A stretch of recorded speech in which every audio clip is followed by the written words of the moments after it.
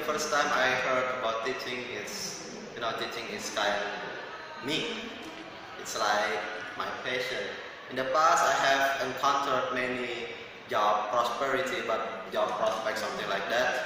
But I still didn't feel, will I fit in this job or not? But when I found teaching, I fit so well.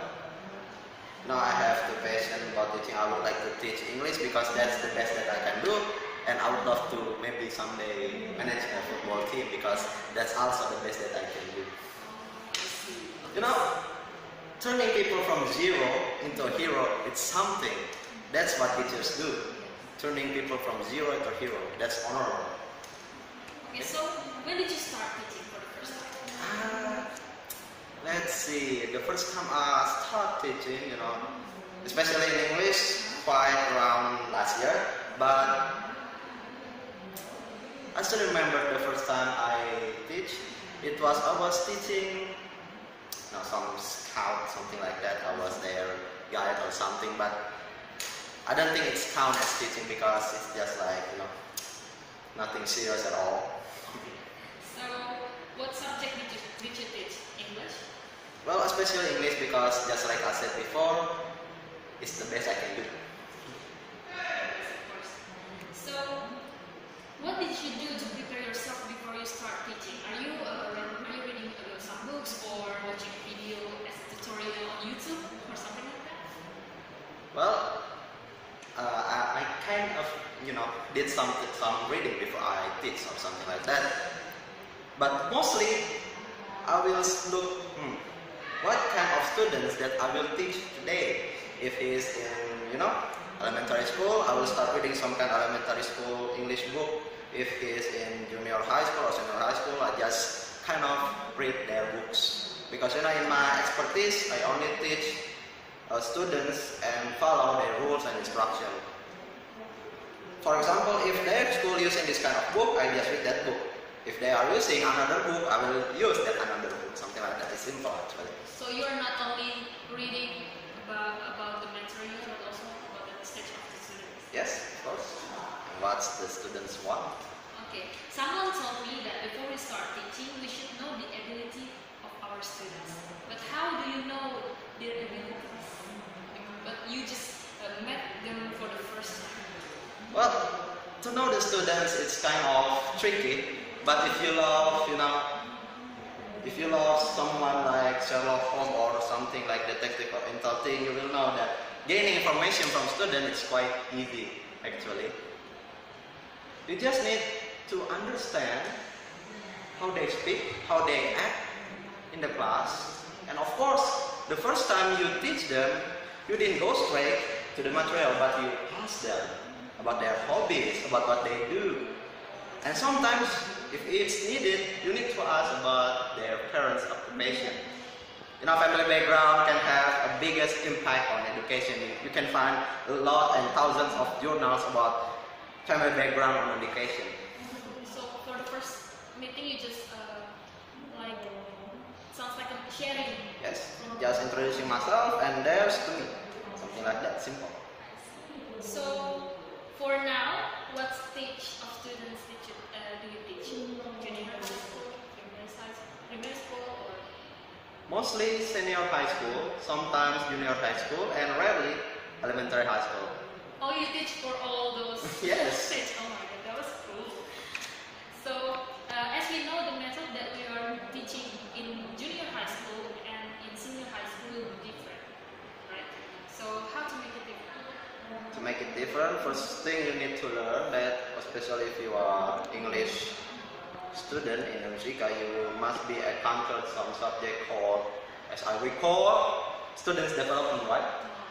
Even though junior high school and senior high school is in the same level, which means in the same level as teenager, but they still have these big differences, A junior high school student is still like a kid. And senior high school student is like, teenagers who don't know what are they going to do, what they want to be. Which means they are still not stable enough.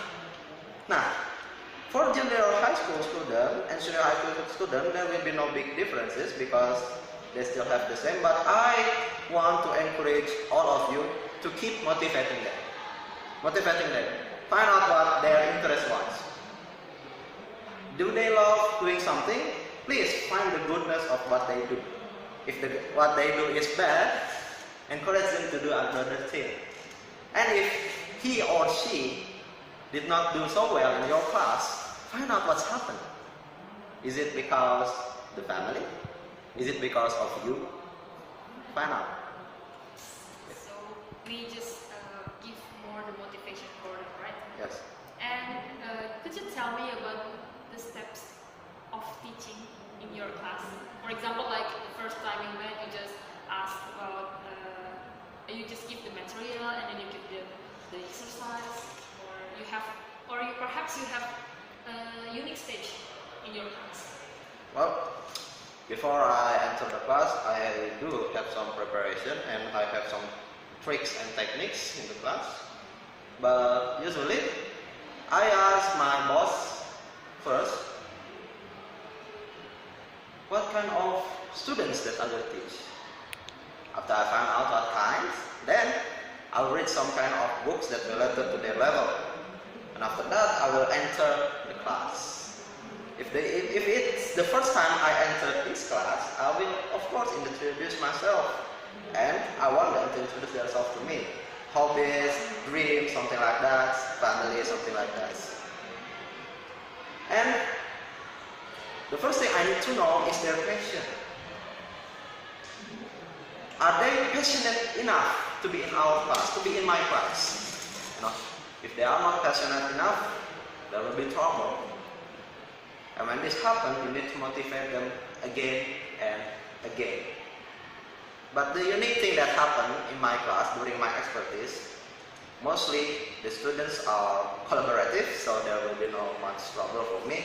But I do have one student that has this problem, you know. She's still a kid, around 4th grade in elementary school. Yep, you know, she has 2 mothers. Oh. Yes. 2 mothers, you know what that means, right? There will be trouble if you have 2 mothers or 2 fathers or not having them at all. The normal things, it will be a parent, just 1 mom and 1 dad. But this person only has 2 mothers. You know, there will be trouble, okay? And I would like to know how to encourage this kid.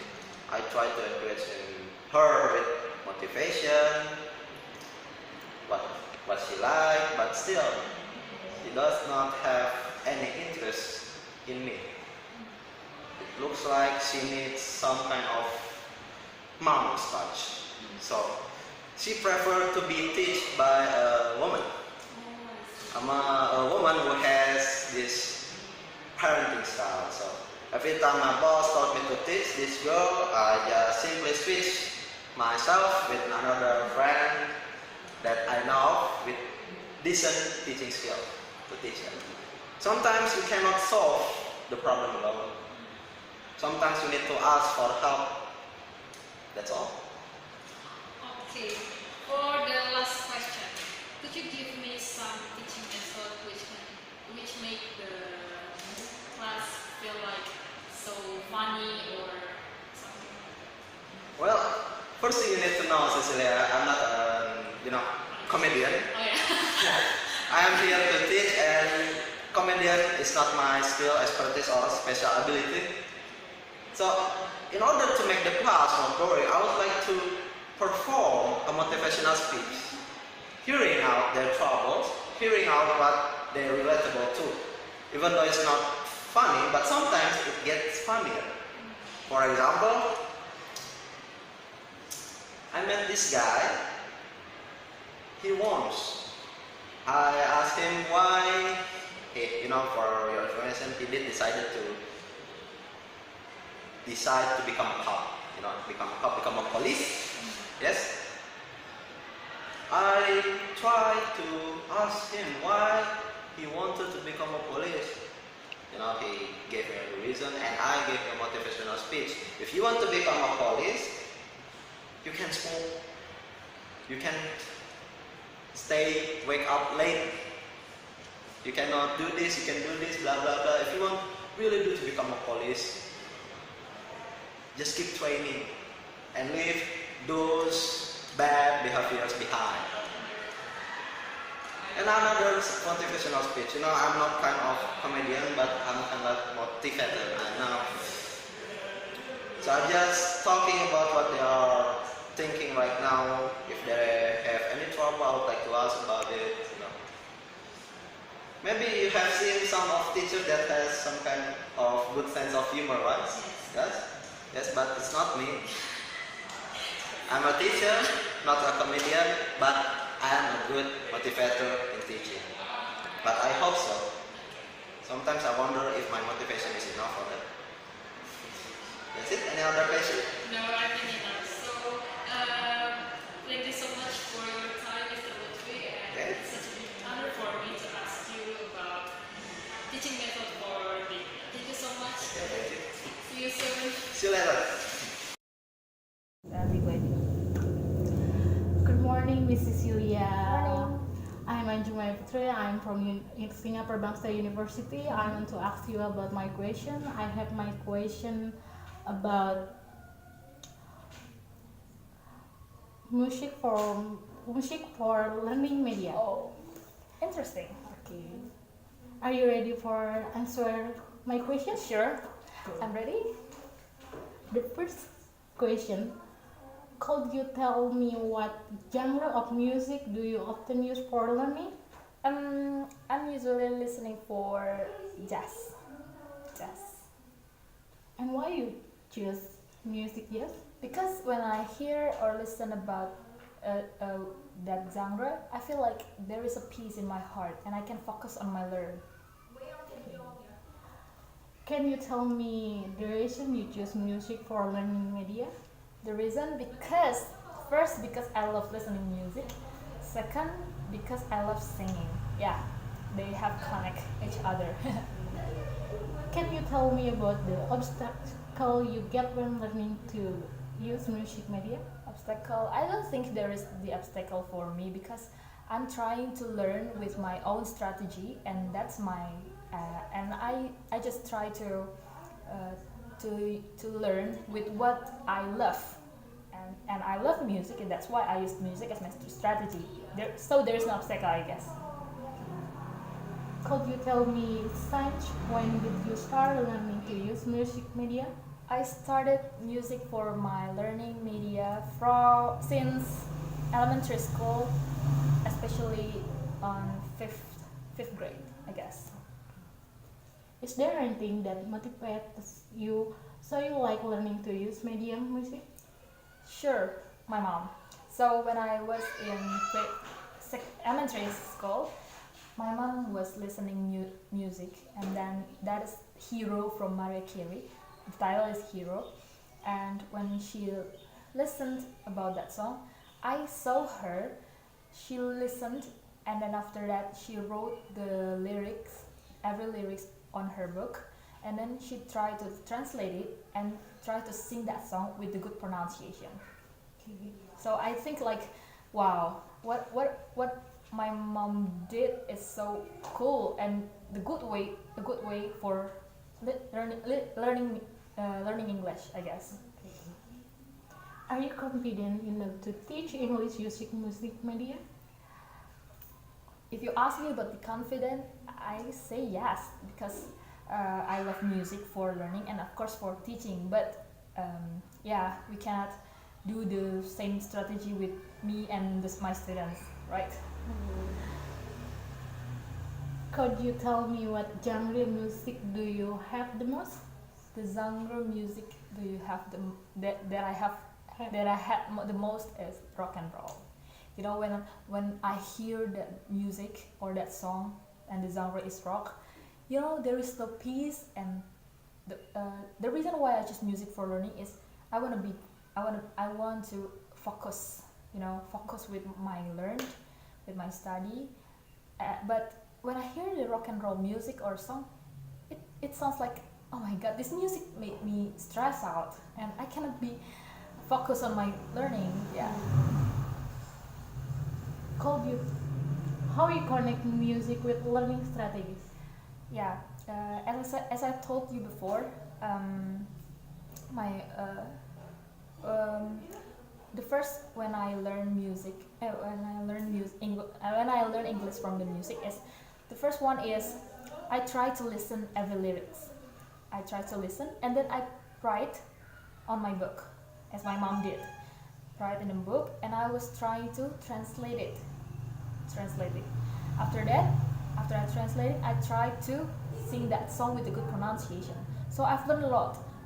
First is listening, writing, translating, and of course after I learned a pronunciation.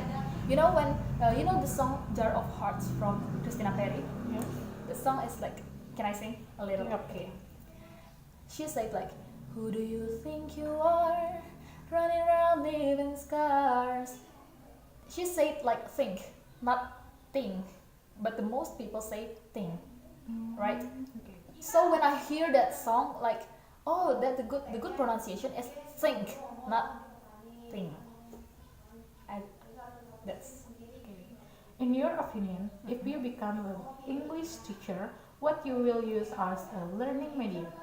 uh, of course music. I will take music for my learning media, but you know like not all students love music for learning. Some of them like they love to learn. They love learning in a quiet place, you know, like yeah. So I don't wanna do the implementation with my strategy to their own strategy, because I think like everyone has their own strategy, right? So I just wanna make the balance between the teacher and the students. And the last question, Okay. if I give you the choice, which one do you choose? Do you want to be English or music teacher? Wow, that's the interesting question. I love both of them, but of course I choose to be English teacher. Why? Because that's my major, and so like I mean like this, music and English is the education for me. I've learned a lot of I learned English from the music, and I use music for learning the English. So I mean like I cannot choose both of them, but I can connect it between the English and music. Like both of them are important for me, for my life. Okay. Thank you. Oh, Miss enough? That's enough? Okay. I think enough for Okay. me. Thank you, Miss Cicilia. You're welcome. Your time and your answer. See you next See time. you soon, Anjung. Thank you.